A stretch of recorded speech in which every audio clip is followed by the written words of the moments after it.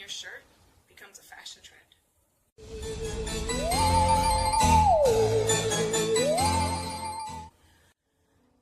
Hey guys, so you're probably looking at this, if it's even focused, I don't know if it is, and going, huh?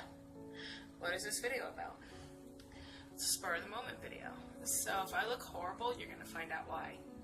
I think my camera's all smudgy. I think I made it worse. Anyways, so she's stopping. I tried to record this earlier and I was just like doing this weird like flip thing because the fan was on. Okay, so whether you're wondering about this or not, you're gonna find out. So I wasn't feeling good today. I got up and I was really nauseous, wasn't feeling good, like it was sitting in my chest type of nausea. But I was like, I'm gonna go to work anyways, I don't have a fever, I'm fine. So I took my kid to school, got to work, and I felt worse. I completely blew it off. I was like, whatever, I'm just probably catching some kind of bug, I'll be fine, I'm off tomorrow anyways. So I get to work, and as you know, I'm a call center person. So I'm talking on the phone, having a hard time breathing, which I'm having now, but I'll deal with it in a second. And I was like, oh, I must be having an asthma attack. So I logged off, took my inhaler, went to the bathroom to, get to the bathroom, and my lips are blue. And I don't just mean like a little tint, I mean like I've been swimming in cold water blue. They were really, really blue. And I happened to run into one of my friends in there, and she goes, are you okay? You look really bad. And I was like, she's like looking at me like, hello, your lips are blue. And I'm like, I'm fine, I had an asthma attack, it's fine. I just took my inhaler, it's gonna take a second. She was like, okay. So I get out of the bathroom and she's walking around, and I stop her and I was like, hey, I was asking her some questions about the job, and she just stops and looks at me. She goes, are you okay? And I was like, I'm fine, why? I'm like, I'm just a little dizzy, what's up? She goes, you're pale. You're really, really pale. And I was like, oh, that's fine. Apparently I was this color. And my lips turned this color as well. And my eyes glazed over. My pupils dilated all right here. It looked like I pretty much rubbed mascara and it was all black. And my eyes became super bloodshot. And she was like, you look really bad. I was like, I suddenly feel really bad. And I started swaying like this because I was standing. And she grabbed the chair and had me sit down. She goes, I'm going to go get a manager. And I was like, I'll probably be fine in a few minutes. It's fine. Whatever. So I'm sitting there, and there's somebody standing next to me because he was there when it all happened. And I looked at him, and I was like, am I back to normal yet? And he goes, no, you look worse. He goes, your eyes are completely red. He goes, you can't even see the veins. It's just red. And I was like, oh my God, no. So she goes, gets the manager. The manager comes up to me and is like, oh my God, are you okay? And I was like, I don't feel good. So she looks at me, she goes, we have to call 911. She goes, something's really, really wrong. So they wheel me in a chair because I refuse to have 911 come into the call center itself because that's embarrassing as hell. I mean, that's a big call center, you guys. Like, that's embarrassing. Excuse my language. And so they wheel me out into a conference room, which is outside of the call center, main floor. And we're pretty much waiting there. So I'm sitting in the chair, relaxing, have my hot chocolate. And then my friend comes back in because she was in there when they called 911. And she goes, you can't eat or drink. And I was like, okay. She goes, have you been throwing up? And I said, no, it feels like I'm going to, but I haven't. And she said, okay. So suddenly the main person, one of the big people come in. And she goes, you have to lay down on your side in case you have a seizure. And I was like, I'm not going to have a seizure. I'm going to fall asleep on the floor maybe because I'm exhausted, but I'm not going to have a seizure. And she goes, I know, it was so professional, but like this is what's going to happen in the video because it feels like I'm having another asthma attack. So I lay down on the floor and I'm waiting for the ambulance to come. So finally the ambulance comes. It takes them maybe 5-10 minutes. While I'm there, I found out I am not the first person that had to call the ambulance for that day. Somebody else completely passed out too. And she wasn't even just like me where it was just swaying. It was like she was passed out, you guys. So they came back. They took all my vitals and they were like, well, your heart rate's a little high, your blood pressure's a little high. They poked my finger to check for my blood sugar, and it is so bruised. You can't see it, but it's so bruised, and it hurts every time. Like, I bump it into something, I'm like, ow. So that happened, and they're like, okay, do you want to go in the ambulance because you need to go to the ER? Something's wrong. And I had a stroke before. I don't know if I've told you guys that before, but I've had like a really minor stroke, and I was like, no, I refuse to go in an ambulance. I've been in an ambulance. It's the most horrible feeling. You can see out the window. People can, I don't think they can see inside, but it feels like they can. And when you're on the gurney, it doesn't like stay still like it does in the movies. It like moves. And it's the most uncomfortable. I'm like, no. And they're like, well, you're not driving. And I was like, I will have someone come pick me up then. I'm not going in an ambulance. So my friend turned to me and said, I'll take you. Don't worry about it. So she ended up taking me to the ER. And a little bit of color started coming back, but I couldn't walk to the car before we drove there. So one of the security guards was walking me to the car, and I couldn't walk. I had to stare at the ground, because if I tried to look up, I would have just fell. Like, the world was spinning. So I get to the car, we get there, and I turned to her while we're driving and said, is my color coming back? And she's like, a little bit. She goes, but you're really, really pale, and your eyes are still glazed over. I was like, okay. So we get to the ER, and I'm trying, and I thought I could stand by myself. She was like, I need to go park the car. I said, that's fine. She goes, you want a wheelchair? I'm like, no. So I'm really stubborn, you guys.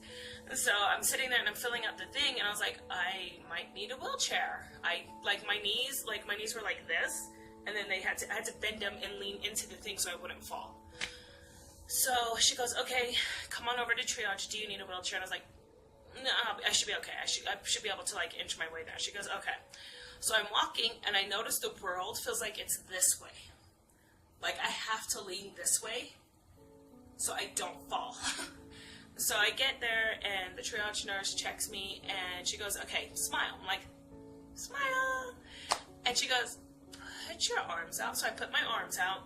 She goes, close your eyes, I'm going to push down. Well, she started pushing down, and I had a little bit of resistance, but not much. And she goes, I'm going to go get a second opinion. And I was like, okay. Like, when we got there, I expected to have to sit in the waiting room for like ever and then feel better. Because that's usually what happens. I get there, sit in the waiting room, and I feel better suddenly. It's weird. And so the guy comes, and he does more tests, and he's like, we need her in now. And I was like, what is going on? So they get me into a wheelchair, because at this point I cannot walk.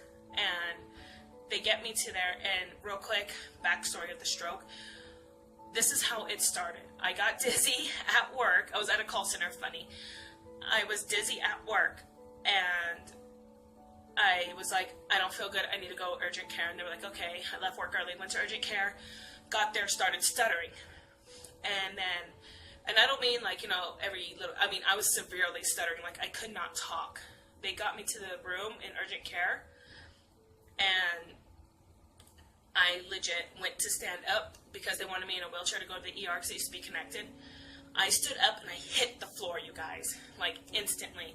So that's how I found out about the stroke. So when we get there and I can't walk because I'll hit the floor, I'm like, I turned to my friend, I said, if I start stuttering, we need to worry. And she says, okay. So we get in there. How long is this video? Okay. I don't want to bore you guys too much. I know this is a boring story, but whatever. So we get there. They put me in the room, and they're doing more tests. And he does the smile test again. And so I smile, and like my face feels kind of like I've had Novocaine from like fillings. So it's numb, so I can't really feel anything. And I felt like there was something here. Like, when you drool in your sleep or something, you have like that weird feeling. Like, it felt like that there was nothing there. And I told him, I said, it feels like there's something there. There's nothing there. It's bugging me. So, and it still kind of feels like it, but not as bad. And so I was smiling. He did the test. So the girl did more tests. There was another girl. It's a lot of people in the room. And she goes, okay. She put this arm up. She goes, okay, try to hold it up. And it was like, I couldn't. It was like, those toys, like, if you're not old enough, you might not. But, like, it would go up the stairs. That's, like, what my arm did, but backwards. Like, it was going down. And so she did me do my left side. Left side was fine. I was like, okay. So then she goes, okay, we're going to do your legs next. She goes, if they just drop, just let them drop. I said, okay. she picks up my leg. She goes, I'm gonna let go. You ready? I'm like, oh yeah, and this is fine. She let go, and my leg just fell, and I was on my right side. So this arm and this leg on my right side. So then she goes, okay. So she does the other side, thinking, well, the left side of my arm was fine. My left side leg should be fine. At least that's what I'm thinking. She goes to do it, and my leg just drops. I have no control of my legs anymore. And so the doctor comes in, and he goes, the nurse turns to him, and he goes, we need to give her a CT scan, like, now. And the doctor was like, well, why? He goes, because her face is drooping. So those of you who don't know, when you have a stroke, your face droops on one side.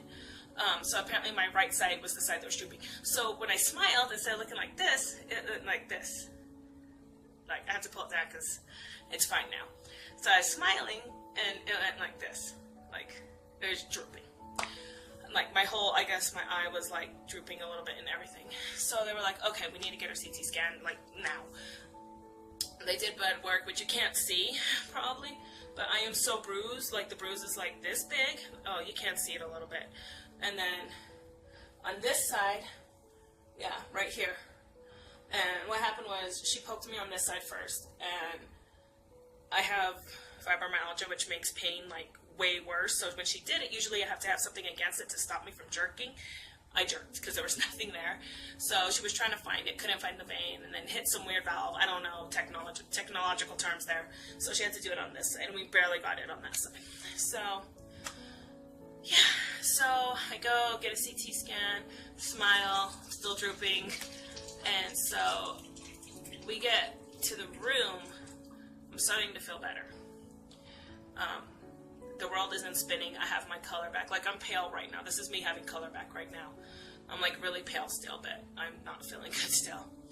So we get back to the room, just making sure the time. Get back to the room, to a new room, and the doctor comes in and he said, okay, your CT scan came fine, which means no stroke. I didn't have a stroke, thank God.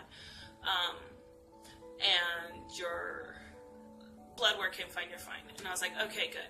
He goes, but how are you breathing? I said, I can technically breathe, but it feels like, excuse me, I'm choking on spit now. And I go, it feels like someone is sitting on my chest. So he listens, he goes, well, you're passing airways, but let's give you a nebulizer treatment. So I get a nebulizer treatment. At this point, my grandmother shows up to help me out getting back to my car at work. And so we do all that. After the nebulizer treatment, after resting and not being so stressed out about having a possible stroke again, finally relaxing, I start feeling so much better. Like, I have a major migraine and all of that, and I started feeling better. So we leave. I'm still having a hard time walking when we're going back to the car, so my grandma can take me to my job. So I'm still kind of like having a hard time walking, but I can walk instead of just like dropping to the floor. So we get home, yada yada. So now, here I am. I'm checking the time again. So now here I am. I know, you guys are probably like, why does she do that? Does she have hair? No, it's just, I just do this constantly. I don't know why. So now I'm home, and we went out to eat, and I ate a little bit. I wasn't feeling good. I didn't want to. Size limit reached. Anyways, as I was saying, I didn't want to eat because I wasn't feeling good. So we came back. We came back home. Still not feeling good now. My daughter said she wasn't feeling good earlier at the place we went to eat, and she was saying her stomach hurt, but it was hurting like off and on. I don't even know how much better I have. Hold on, it doesn't tell me. Anyways, she said she was feeling bad off and on, and so we got home. She started feeling better. We played some games. She's in bed now, and I went in there to put on my very fashionable pajamas, and she has a fever. I gave her some medicine, so it'll go down, but she's sick. And so this just sucks. Today just sucked. But like this, like if you see me doing this, it's because it feels like seriously, it feels like I still have Novocaine. Like it still feels like something's here. It feels like something's here and like up here. And there's nothing there. It's just whatever's going on. Just smile, see? Not droopy anymore. So that's what this is about. This is what the 911 thing is about, is because my job had to call 911. I'm going to lean against this because I'm feeling dizzy. So that's what's happening. I'm I'm fine. I should be fine. I'm probably going to call my primary doctor and tell her what happens because she knows my history. And so we'll see what happens.